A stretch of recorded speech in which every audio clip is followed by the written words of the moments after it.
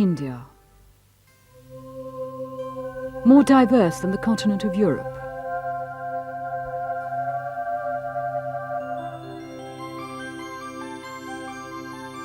Embracing varied religions.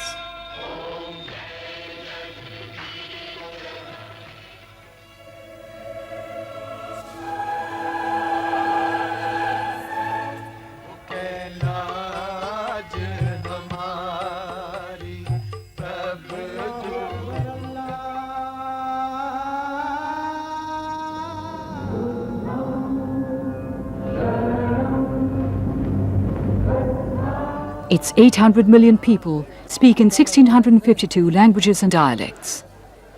In 1984, for the first time in the history of world democracy, nearly 200 million people voted for one man to be their leader. Who is this man? Rajiv Gandhi impresses one who meets him as a decent person. Sweet-tempered. But one needs to know more than that. My own feeling is that I think he's a decent human being. I find him a very trusting person. He's so handsome that one can't criticize him because I get carried away by his looks. I would say that as a person, Rajiv Gandhi strikes me as being somebody who's relatively guileless, relatively sensible, and considerably more open than most politicians we've been used to in the past. I also think that he is basically a kind man, a decent man. Mr. Rajiv Gandhi is unflappable, he is courageous in the face of great difficulties, and is a man of great patience. He's a very normal human being, and that's what I like about him. I describe myself as a very down-to-earth man, somebody who doesn't like to waste time on the unnecessary. And, well, I've got a vision, a dream for India, and I'm going to fulfill that dream.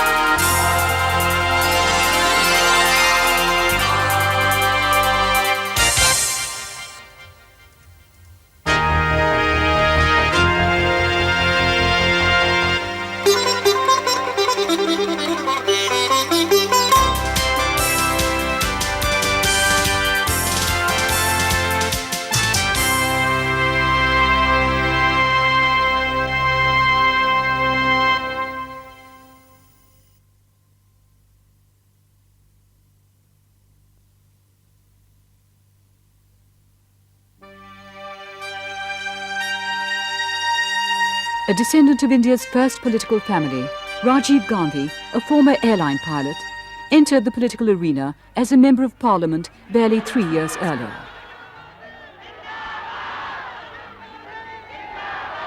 He soon became a general secretary of the Congress party.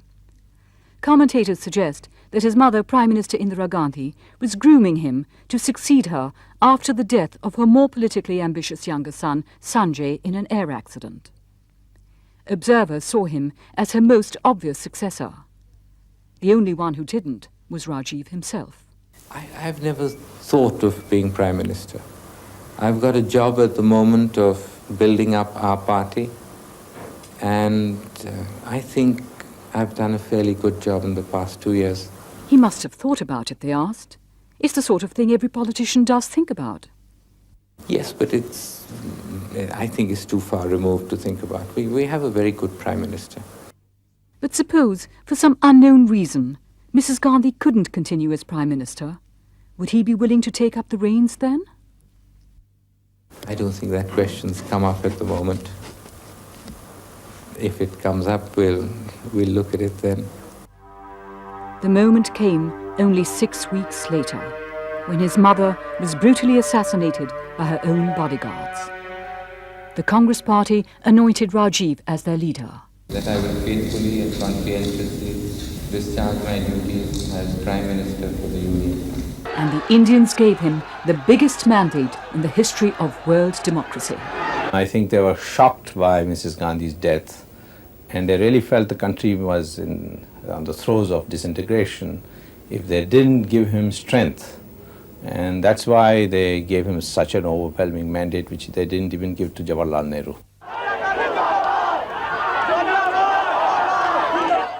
It is clearly on account of sympathy for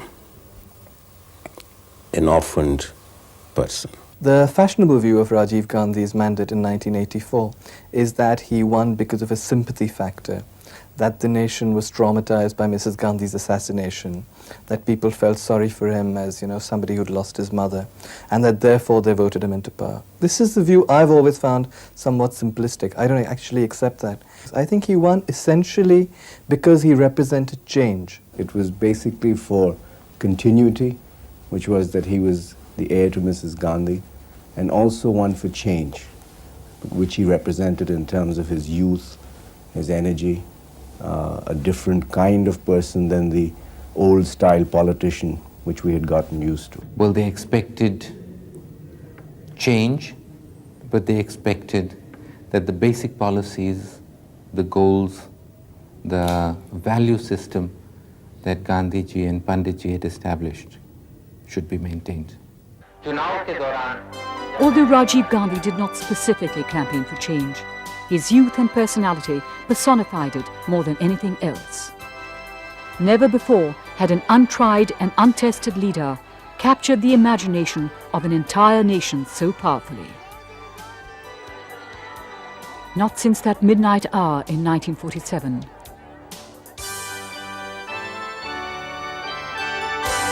When India awoke to freedom, had there been such anticipation and excitement.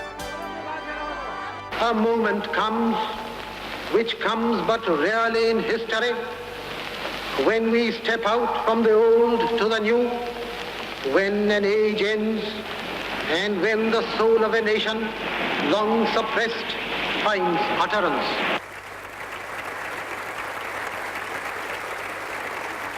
It is fitting that at this solemn moment we take the pledge of dedication to the service of India and her people and to the still larger cause of humanity.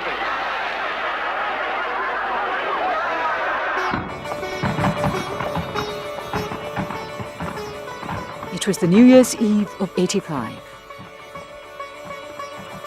The dreams were high. The man was Rajiv Gandhi. The excitement infected the whole country. A new breed had come to town. Bharat को एक नई शताब्दी के लिए तैयार करना है. हमें भारत को 21वीं शताब्दी में ले जाना है. He awoke India to its own potential for progress. नई चीजें हैं जो हम इस्तेमाल कर सकते हैं. हमें नई तरह से सोचना है. He gave them a glimpse of a modern new world. खाली विज्ञान और टेक्नोलॉजी में नहीं, लेकिन हमारे शासन में भी हमें एक नए विचार डालने हैं जिसमें तेजी से चले, ज़्यादा फायदा पहुंचा पाए. And the people were impatient to get there. History will deliver the final verdict, but for millions of Indians, the 40-year young Rajiv was a symbol of hope. Well, it was a year of euphoria. It started with the election, and then it went on to him making a lot of very good statements. It did seem as though his government was working. He established himself very firmly, as I said, as Prime Minister. Well, I must say I was very enthusiastic. Here was a person of a new generation, post-independence generation, a person who was modern in my opinion, who was progressive, who was secular, who had the right instincts, and who understood that what it meant to take the country into the modern world. Actually, I openly complimented to the consternation of my own colleagues, Rajiv Gandhi, for certain announcements he made and certain action he took. He was talking about principal politics, bringing in anti-defection law, electoral reforms, elimination of corruption in public life, I mean, these were refreshingly new ideas. There was definitely an atmosphere of euphoria, and there was in some sense some justification for that euphoria. The euphoria is always too much, and everybody expects everything. And especially in a case like my case where I was not in politics. So everybody saw whatever they wanted to see. They didn't really see me. It was just that moment of time, that moment of history where people felt that there was a great opportunity for change. And perhaps in that enthusiasm, they didn't see that, yes, there were things which couldn't change overnight. Expectations are always unreal in such situations. But if we look back now, I feel we've done fairly well on expectations. Of course, we haven't met everybody's every expectation. But if you look at how things have gone on stability in the economy and development and India's global position, we've done well. And as the year turned, the new Prime Minister not only had a mandate, he also appeared to have a mission. सबसे पहले हमने anti-defection bill बनाया. Within days of assuming office, his government ushered in the historic anti-defection bill. We saw what was happening in the states, what was happening at the center. We were getting into a phase of very promiscuous politics, and we needed something to stop that. I do think that the political system has gained by that, and it was courageous of him. Other prime ministers had not done it. He did do it. I did welcome it at that stage. I still welcome it. My government will give top priority to the problem of Punjab. On 24th July 1985, 6 months later, at 6 p.m., Rajiv announced in Parliament that the Punjab Accord had been signed.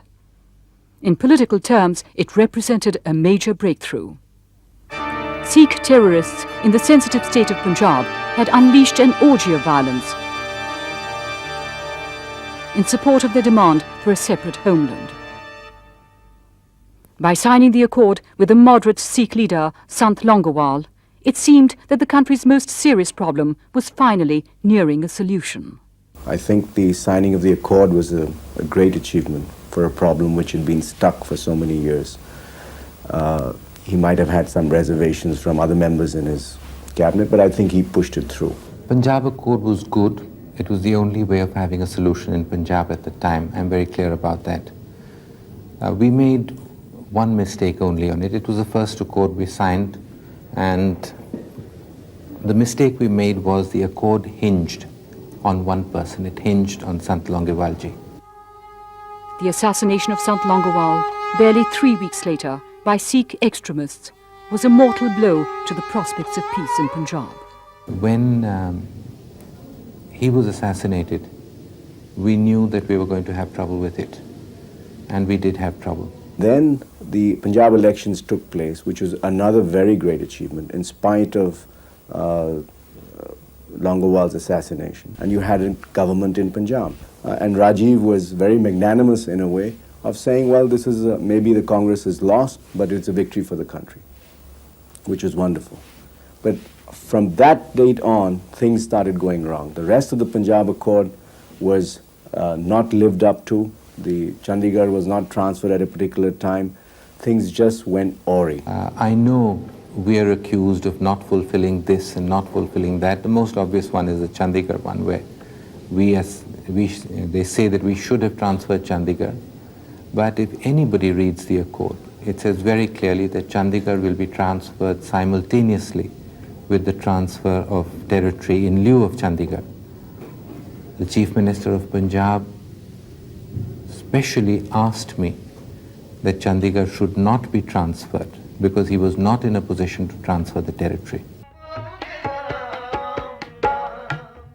What we have done is that we have today got the Gurdwaras functioning normally as holy places where prayers are conducted.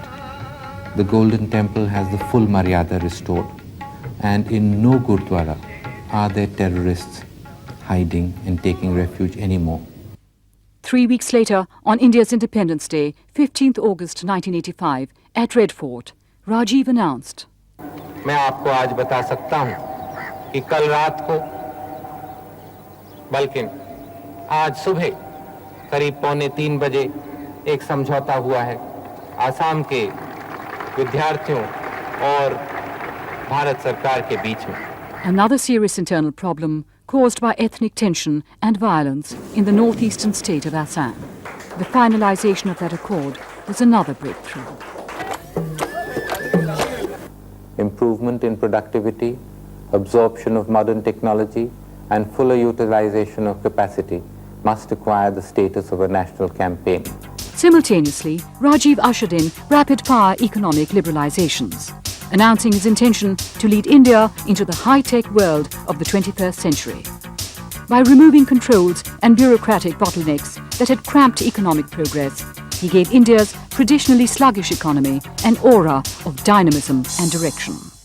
If India is not able to cope and survive in a very tough global economic environment, our independence will be threatened. In considering the economic achievement of India, it should be remembered that India is 1/3 the size of the United States with 3 times its population.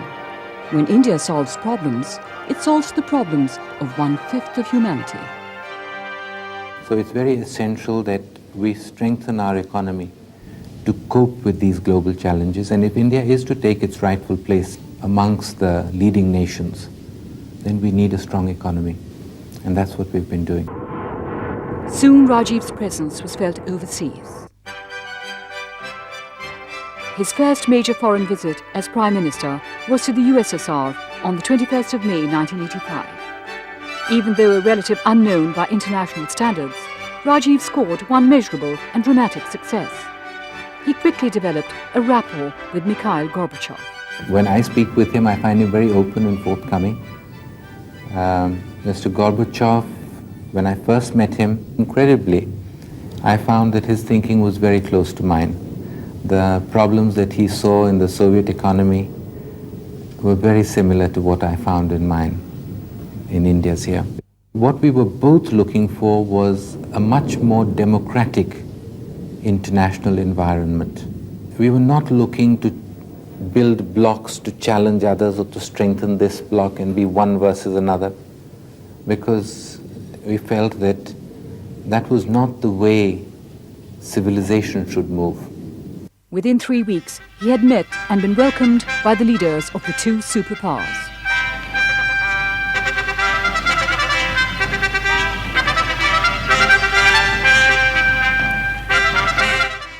In 1949, your grandfather, Prime Minister Nehru, visited the United States on what he termed a voyage of discovery. Well, Mr. Prime Minister, your visit marks a continuation of that process of mutual discovery.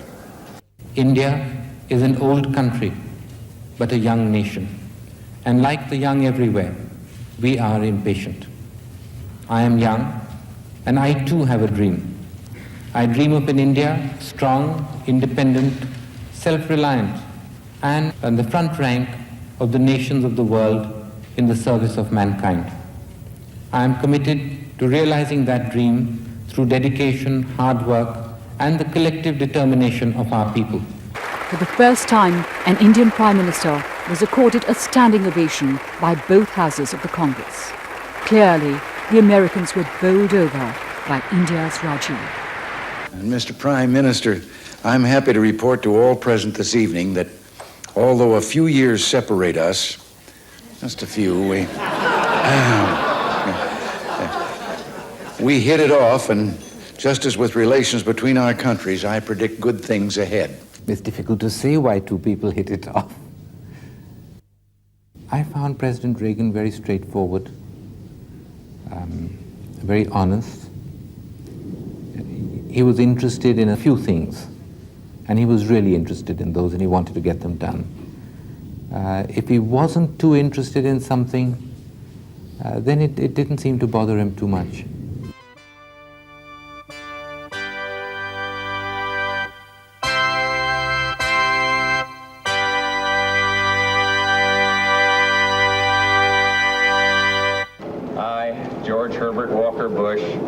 Do solemnly swear.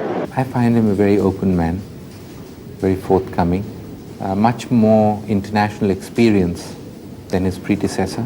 I feel that we can get a lot done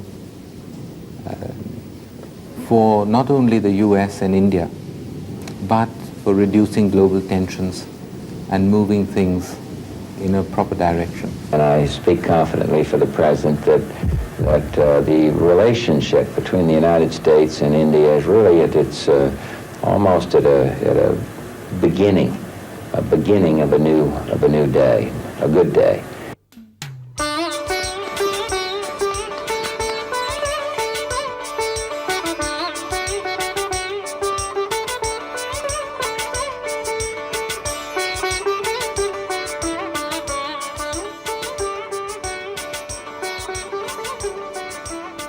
Back home in India, Rajiv was facing the very same problems of Gorbachev in the USSR and Deng in China, of bringing about change. Change from the agrarian culture to the technological culture, from the bullock cart to the satellite.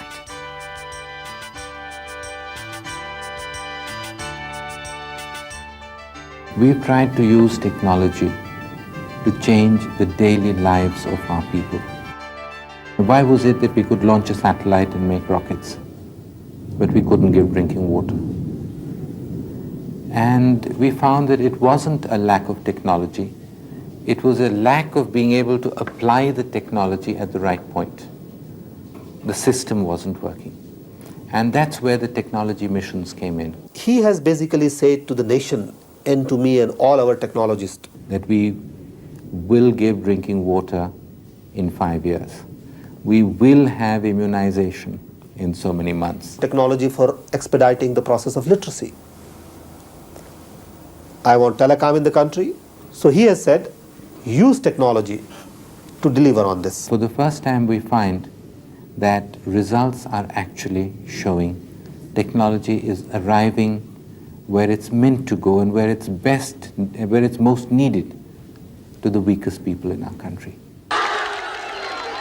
In the eyes of the public and the press, Rajiv could do no wrong. The urban Indian identified closely with him, with his wit. Billiards, you strike one ball to hit another. Maybe sometimes we have to do the same thing. You have to be very careful with the amount of power you apply. It has to be just right, not too much, not too little. You have to be very precise. It has to hit at just the right spot, otherwise it doesn't work out. And of course, once the ball falls in the pocket, you pick it up and put it right back on the table again. He identified with his combination of modern dynamism and good old-fashioned values. The rural Indian saw his modernity as a possible means of deliverance from their ancient bondage of caste, poverty, and feudal exploitation. By 1986, the pendulum started swinging back. Controversies, confrontations, crises in quick succession. Enough to break the best of political leaders. You've got to remember that he started off with a massive majority, so and very high hopes. So it was a natural tendency for this to sort of come down in a normal course. Nobody could be at that height all the time. I think what happened to Rajiv Gandhi was simply a fact of historical necessity. It's easy to say in retrospect he did this wrong or he didn't do this as well as he should have. I don't think it was that. I think anybody in that situation would have faced the kind of problems he did 3 years into his mandate. What was the worst crisis that Rajiv's government faced?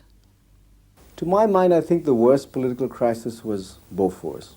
I personally would reckon that the worst political crisis Rajiv faced was in 1987, when he was very nearly dismissed by Gyani Zail Singh, who was then President of India. I think the Bofors is without question the biggest crisis. I think the worst crisis that Rajiv Gandhi's government faced was when there were all these reports and all these suggestions and evidence that the president was plotting to try and force him to resign? Oh, without doubt, the Bofors. Oh, very clearly the drought. Very clearly. It was the biggest challenge that we faced, and, well, I'm glad we were able to overcome it. A major crisis that lay in wait was from the unlikeliest of sources, President Zail Singh. Reports appeared that the president was contemplating the dismissal of Rajiv Gandhi's duly elected government. No president has the right, forget Zail Singh and Rajiv Gandhi, we'll forget the personalities concerned. No president has any power of dismissing a prime minister so long as the prime minister and his party enjoy the confidence of the House. Differences between the president and the prime minister seem to be leading into the most serious constitutional crisis that the country has witnessed.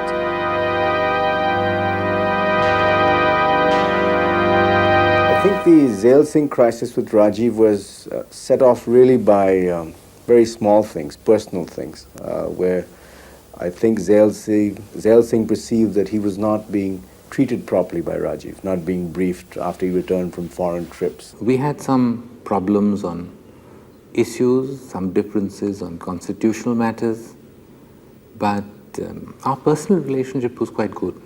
We had no problems. But I think in the end the crisis was probably avoided because some good sense prevailed. From the cannons of the presidential house to the booms of the now famous Bofors gun. It created a cloud of controversy that would loom over the Gandhi government for many years. After 10 years of negotiations, in March 1986, the government signed a Rs 1,400 crore deal for purchase of the Swedish Bofors 155mm FH-77B howitzer.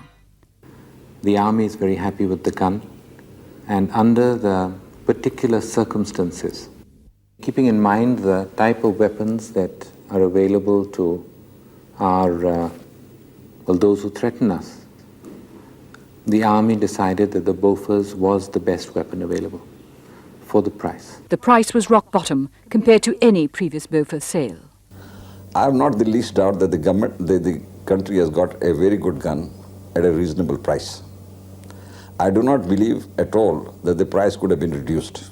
Rajiv insisted, and Bofors pledged that it would not use middlemen. And I gave instructions that the government will deal directly with manufacturers and not with any middlemen. Well, firstly, I think Rajiv Gandhi was unwise to say as much as he did in the early stages and to be as specific as he is, because these international arms deals are very complicated, and the concept of having an arms deal without any middleman being involved at all is almost inconceivable. Well, I think his intentions were good. He wanted to eliminate perhaps corrupt practices which were happening because of the existence of middlemen. And on his side, he had good intentions, but I think it boomeranged in the end. In April '87, the national Swedish radio broadcast that alleged kickbacks had been paid by Bofors. It was our government that initiated the inquiries into the Bofors allegations. It was we that asked the Swedish government to institute an inquiry, and the Swedish government did so. The Swedish Audit Bureau revealed that it had in fact paid out Rs 64 crores. Bofors explained that the only way to fulfill the Government of India's demand to remove middlemen was to undo old and existing contracts dating back to 1978 by paying them compensation. And the 64 crores were the winding up charges. It was on the report of the Swedish government's inquiry that we started actions, and we are following up very thoroughly, and I am confident that we will be able to find out who has got the money. The opposition and certain journalists took it up as a crusade to search for links between Bofors payoffs and Rajiv. I don't have anything to show that, he is personally corrupt. All the proof that has emerged about Bofors and various other deals, there's not a shred of evidence that links him personally to those deals. I don't think, anybody has made a specific charge that, he himself was the beneficiary. Still, the speculations, accusations, and inferences persisted. As I understand it, the opposition is alleging that people close to Rajiv Gandhi, his friends, profited from various governmental deals. Nobody suggested that he took the money himself. Well, I know it's very easy to make charges. And I am not one of those irresponsible persons, who would like to fling charges against somebody, without having sufficient evidence. Surmises, assessments, conclusions. I think the crisis is certainly grown out of more his remarks in Parliament than in the nature of what has happened. I think that's really what's harmed him, more than what has really happened. Yes, perhaps we were a little too open and a little too quick because we knew we were clean, we had no problem. And that got us caught in a web, so to say. It was the first major attack that our government came under, and we relied on truth. The opposition relied more, like Goebbels, on this repeating and saying that something will stick. I think the opposition has overdone this issue very much, and I think they have given the impression that they are only interested in one thing, which is Bofors. They have no alternative policies to offer, nothing to offer except an attempt to discredit the government and the Prime Minister through Bofors. Trusted friends whom Rajiv had inducted into politics resigned or were expelled, creating an air of tension and betrayal. No, I don't feel betrayed in that sense. I feel I made a bad judgment. It's really a question of your own judgment. I don't think people betray you. It's your judgment that goes wrong. Where I went wrong was on my assessment of their being able to cope with power. It's not that easy to cope with power. As political controversies grew, sections of the press joined in to vociferously criticize Rajiv's government. Criticism doesn't affect me in the sense that it gets me all het up or worked up. If I find that it is reasonable and there is a weight in what is said, then I try to do something about it. If I decide that it's irrelevant and motivated, then I just ignore it. I scan through most of them. If I find something interesting, I read it. Our press is absolutely free. In fact, I feel sometimes that it's even worse than your press. Press must, first of all, be responsible. It must also be really free to say what it thinks is the truth, and not be guided by internal pressures or financial pressures or control from employers or others. I would say that the Indian press is generally fair-minded, that it is, it gives the government's point of view. It does a good job of reporting. The majority is very clearly fair-minded. The editors, the working journalists, I think are very well balanced and objective. But there are a few who break the rule. I have not the least hesitation in saying that a substantial section of the press has been less than fair-minded, has been less than responsible. In fact, it has been positively partisan and irresponsible. And in the process, it has done a great deal of harm. I think, unfortunately, the opposition is not performing the role it should. The press, in many ways, is the real opposition rather than the parliamentary opposition. This publicity that is given, I can understand to some extent it makes news. If somebody who has a clean record is accused of corruption, it makes news. And people start believing that, look here, even he, that kind of thing. This is not only the Indian press. You'll find that happens all over. You'll find that, say, Reagan, the first few years, he's wonderful, the best president we ever had, and then something like Iran Gate hits, and then he's the biggest goof you ever found on the earth. The press goes in these kind of cycles. I think that on the whole, though, throughout my 20 or more years in India, I have always felt this, that your press is, on the whole, a very negative press about this country. It says things about this country, the general view which it puts forward about this country and about its governments is a very negative one. Well, they went overboard during the first year and a half, 2 years. And then they suddenly decided that they had a change of mind. First, there was nothing that I could do that was wrong, and then there was nothing that I could do that was right. Of course, neither is true. Rajiv's day begins at dawn, and at 9 in the morning, he meets people from all over India at his Racecourse Road residence.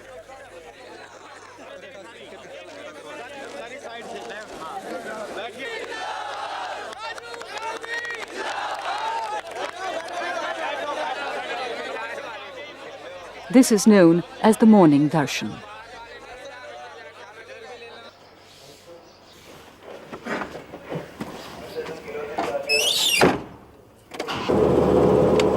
Rajiv is one of the few prime ministers who often drives himself to work.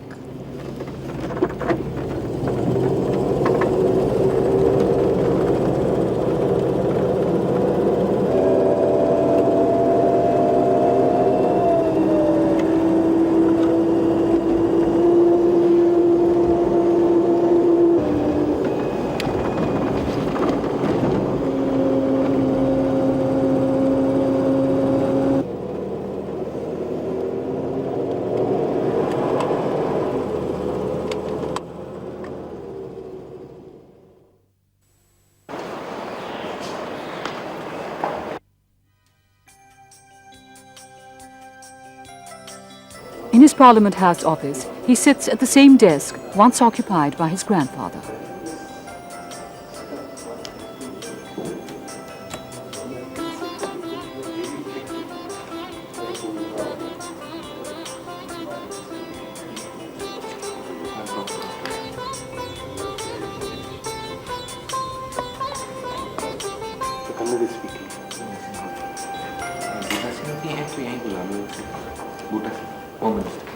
Just next door, his private secretary's office bustles with waiting visitors.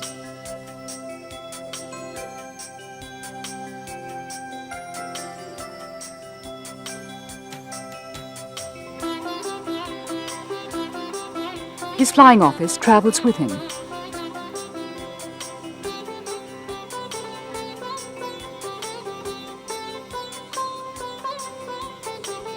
These boxes contain files for decisions to be taken of national importance.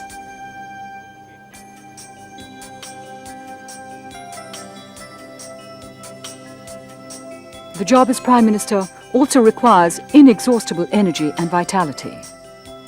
What irks him most about politics? The time people take to tell you something very simple. People seldom get to the point. They go round and round trying to hint at what they're trying to say, and I find it very irritating. Like I said, I like things straight. Rajiv works a 100-hour week.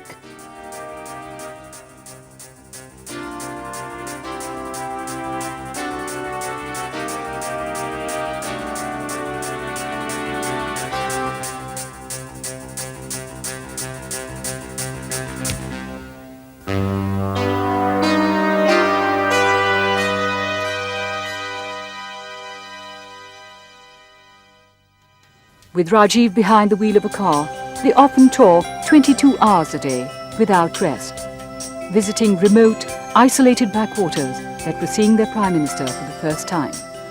I've travelled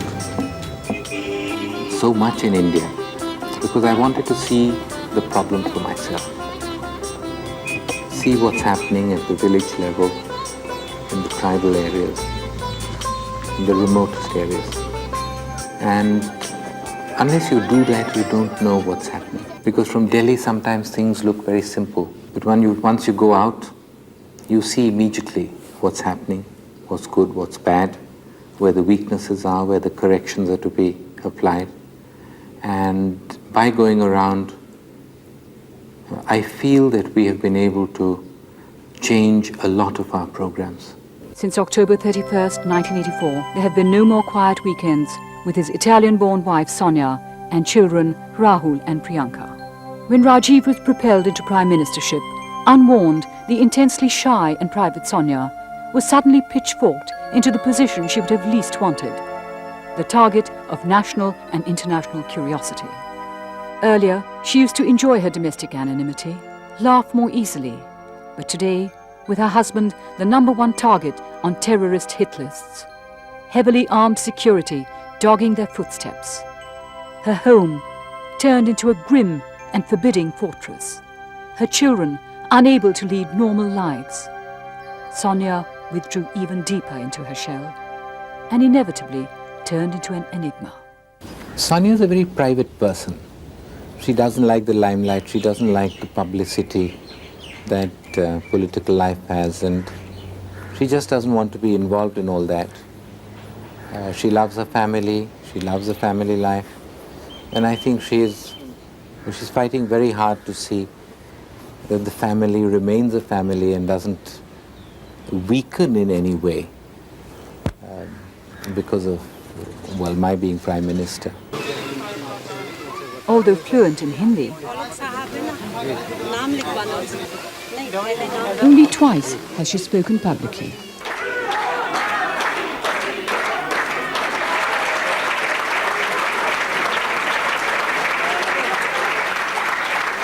I'll say only 2 words, Jai Hind. मुझे इस पनडुब्बी का नाम भारतीय नौसेना पनडुब्बी शल्की रखने में बहुत प्रसन्नता हो रही है। ये पनडुब्बी तथा इसमें चलने वाले सदा भाग्यशाली हो।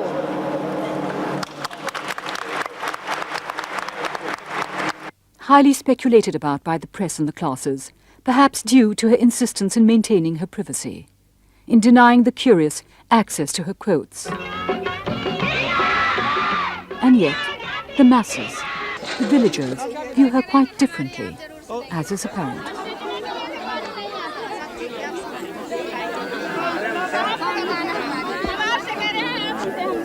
She's with me on almost all the tours where we go to the rural areas, where we visit the weakest sections, the poorest people. Well, she has a lot of dard for the people of India. And you can see it when she goes into the houses and talks to people.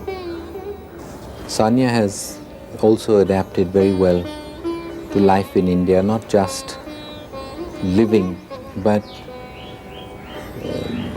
she is in fact more Indian than many Indian women that one sees and meets. Not just the clothes she wears, which are always Indian, but even when it comes to customs and traditions, she is very Indian.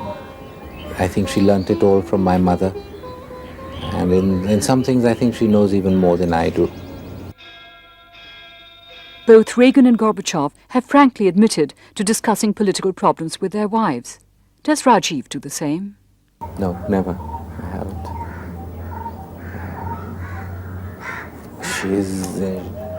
She's not really interested, because then she gets involved.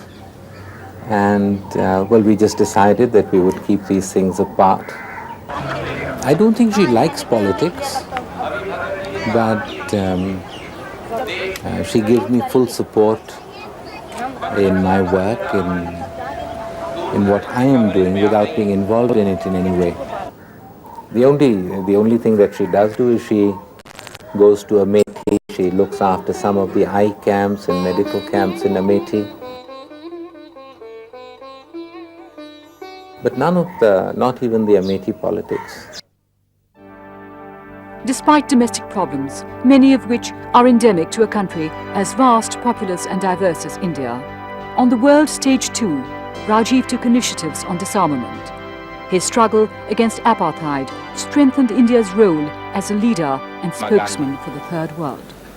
I sit on a man's back, choking him and making him carry me, and yet assure myself and others that I am very sorry for him and wish to lighten his load by all possible means, except by getting off his back. When will apartheid get off the black man's back? Every pressure must be applied. India has never wavered. At the end of his first term, Rajiv Gandhi has fully established his country's primary influence in South Asia. I would like to reiterate here the profound appreciation of the people of the Maldives to the Government of India for having responded positively and swiftly to our request for military assistance to help overcome the mercenary aggression. The Indian action not only helped to uphold democracy in the Maldives. Under Rajiv's initiative, India helped thwart a coup in the Maldives. India has emerged in the last 4 years as a regional superpower and has been acknowledged as such by the big powers in the world. His foreign policy is all right. I mean, I have no complaint against that. We don't want Indian hegemony. We don't want our view sort of forced onto people. I'm very clear about that. We want to carry everybody. We want to work together, remove tensions, and create a much more friendly atmosphere in South Asia.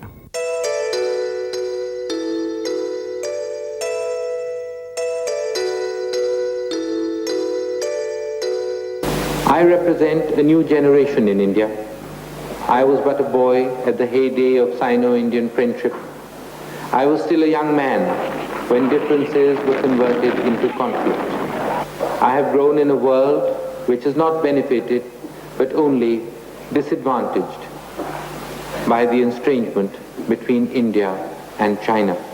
So after 34 years, an Indian Prime Minister broke through the Great Wall that separated the two countries for a handshake between the two estranged Asian giants. Age and youth stood enclasped for 4 historic minutes.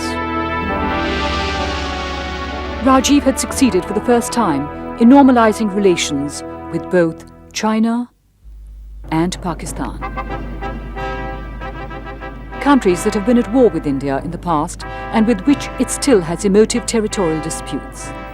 For India, the challenge is not to be squabbling with Pakistan. We would like to open our borders. We'd like to end the tension areas and really have a very noble neighborly relationship. Today, for the first time, it looks as if it'll be there. Perhaps because both of us had also been born into political families and been well aware of our country's pasts, that we could talk to each other. Benazir Bhutto had earlier said that she and Rajiv are both Midnight's children. They are the first children from the independent generation to come to power. They are both from similar backgrounds, both educated abroad, Rajiv at Cambridge and Benazir at Oxford. I don't really look at the common factors which have been raised at various points. I really see her first as a democratically elected Prime Minister, and that makes it much easier for us to deal with her. I found Prime Minister Benazir Bhutto very much in control. I find she's fairly tough. She's quite experienced in coping with difficulties. But she has a tremendous challenge at home. And I think she's got it in her to cope with these challenges. Visibly different to the old mould, his political style is not confrontation, but consensus. Not domination, but dialogue. What kind of a politician is Rajiv viewed as? He's not the kind of person who horse trades very easily. He's not the kind of person who is able to see what the other person is saying in terms of hidden meanings. That is, to see that, well, he's saying this, but he means something else. He's not that kind of a person. He's a very transparently sincere person. I've known him in Parliament, and I interact with him. When I speak, I can see that what he says things which he shouldn't be saying, but he's saying it because he's sincere. But I think he is not equipped to handle the crocodiles in our system. He is not political training. He has no street sense. As they say, street smart. I think the Americans say it's street smart. He's not street smart. I thought that's the change they wanted when they elected me. On the other side of the arena, a collection of opposition parties, called the National Front, are endeavouring to strike electoral alliances with diverse political parties, both of the left and the right, leading to contradictory ideological commitments. I wish they were ideologically committed. In fact, I don't agree that there's any ideological commitment. The commitment seems to be to come to power by hook or crook, and that's why we get found out so fast. As I say, that when the Congress Party began, it had such a broad platform that it left room for nobody else except the fringe groups. And so the fringe groups used every possible device to catch national attention. Firstly, they're not united opposition. They're all different. So you have ones with different points of view. But unfortunately in India, the whole political system has become in such a way that issues are not the question, it's personalities. As of now, there is confusion because people who are with Rajiv Gandhi till last year are today leaders of opposition parties. And this has caused an enormous confusion. People who have participated in the Bofors negotiations are today with the opposition parties. So at the moment there is confusion. I find that the opposition is least interested in what really is the basics of politics.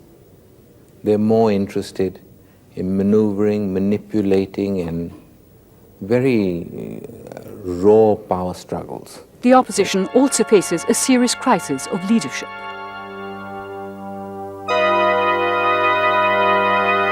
Well, I mean, there are several leaders of opposition, and that is a sad thing. I don't think there is a leader of the opposition at all, at the moment. I don't think there ever has been in the Indian context, except for the brief period when Mrs. Gandhi was in opposition. I certainly would consider Chandrasekhar as one of them. Well, VP Singh is trying very hard to emerge as the leader of the opposition. There is no evidence that VP Singh actually believes in anything. As finance minister, he stood for liberalization. He now talks about the left being his natural allies. He strikes me as being somebody who hasn't decided quite what he's going to do. I don't think the people of India are going to be for him anymore because his true nature is coming out. I consider Mr. VP Singh synthetic. I've seen him from close quarters. I don't consider him sincere to the objectives he's pronouncing. And I think the people will find him out. They don't believe in anything. It becomes largely a question of individual egos, people wanting to be prime ministers. If you look at the Janata government, the mandate was not as historic perhaps as Rajiv Gandhi's, but it was a phenomenal mandate, and they squandered that mandate in a matter of months because there were 3 old men who wanted to become prime minister. I'm just terrified it's going to happen again. I can say that regardless of the outcome of the next general election, the opposition will not hold together, regardless of whether it is defeated or whether it is victorious. If it is victorious, which I don't expect it to be, there will be such fight or the spoils of office that it will crack up. If it is defeated, as I expect it to be, it will be so demoralized that as in 1971, it will disintegrate. We have the experience of 1971 when they disintegrated in defeat, and we have the experience of 1977 when they disintegrated in victory. Disintegration is certain. 5 turbulent years of upswings and downturns, of trials and triumphs, and crises and challenges, hurtling by at a dizzying pace. 5 years only to span 2 centuries, leaping directly from the 19th to the 21st. 5 years to wipe away the world's impression of an old nation, fearful of ideas, change and the future. And when the din dies down, and the dust settles to the earth, the people of India will ask themselves, in these 5 years, what has Rajiv Gandhi brought to us? His most notable achievement is that he has given a stable government in the center. I also think that he has given a orientation to upgrading of technology. And that also, I think, is really his contribution. Rajiv Gandhi's great achievement is that he's seen as an Indian. He's not seen as a Kashmiri, a Punjabi, or a Brahmin, or whatever. He is seen as somebody who belongs to all of India and to every Indian. If he were to come back for another term, he would be better than he is in the first term. But I don't think he's going to get that chance. History will record the Rajiv 5 years in office as the period when India emerged as a regional power. From a private citizen to a public leader, from an airline pilot to a prime minister, would necessarily invoke changes in a man. I feel as a person I have not changed. I'm the same person that I was. But other things have changed. I was very comfortable with a small family, well-paid job with a lot of leisure time. And well, now it's all gone. The challenges are much greater. The perspectives have changed. The responsibility of seeing 800 million people enter a new world, so to say. Well, it's changed everything that I was doing and I am doing now. And if by some quirk of fate or politics, it came to be that he was not the Prime Minister? Well, I've now committed myself to working for people of India, for improving their lot, and to fight to make India's place in the world. That won't stop. I'll continue that. And if he could relive these last 5 years, would he do things differently? Well, I've been through a lot. One has learned a lot. And if I think back and try to see whether I would do things very differently, I don't think I would. Yes, if you go into the nitty-gritty and say, could this have been 2% this way or 5% that way, perhaps there'd be changes, but in substance, I wouldn't. But the one area that I think I have learned a lot about is choosing people. And I think I'd choose people much more carefully. Today, the office of Prime Minister carries with it not only the immense exercise of power, but it also carries the price of that power.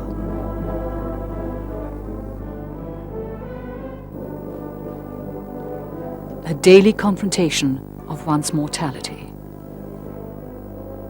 The ever-looming possibility of death.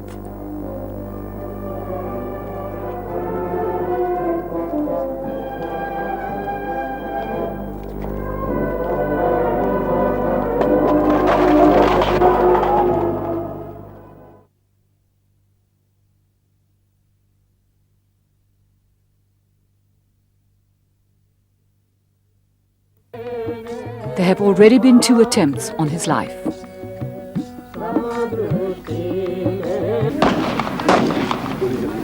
The history of the subcontinent is littered with the scars of violence.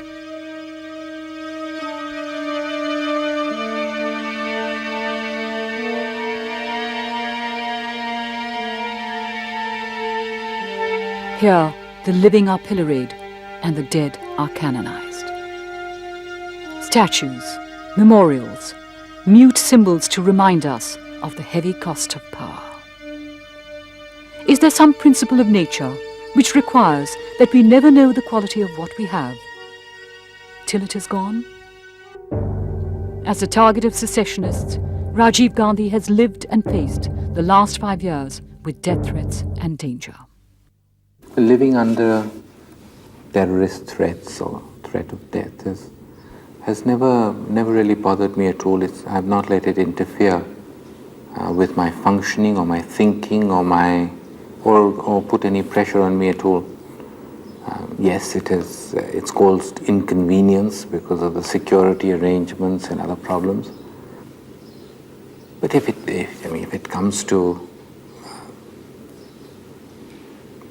having to die for what you believe in, I don't hesitate.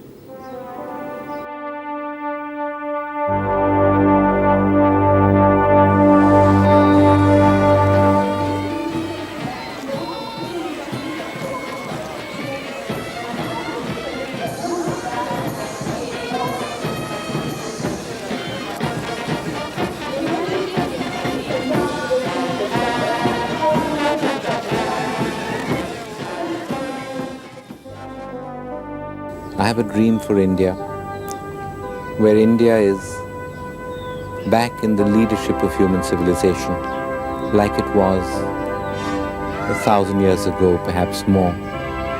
An India where poverty has been removed, where there is social justice, where every human being can live in dignity, where human rights are fully guaranteed, where the human being matters, where every living thing matters. But also an India which is economically strong, an India which has taken its rightful place in the world, an India which sends out its message of tolerance and compassion, of secularism, of one humanity to the whole world.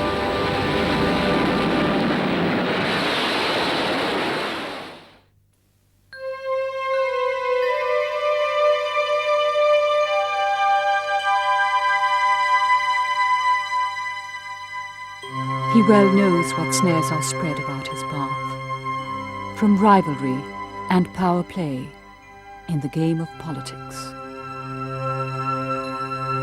He has put to hazard his ease, his security, his interest, his power, even his popularity.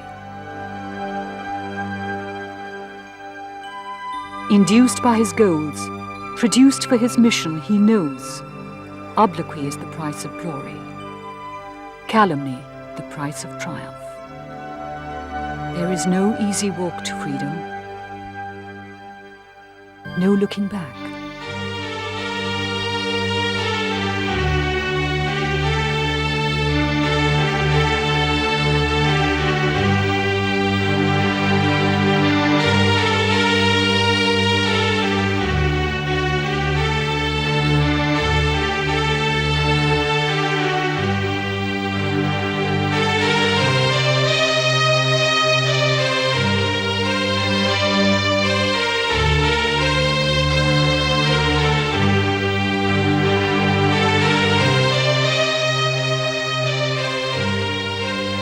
There's a dream to be realized, a destination achieved. He shall walk steadily onward on his chosen path, constituted guardian and defender, for time will do him justice.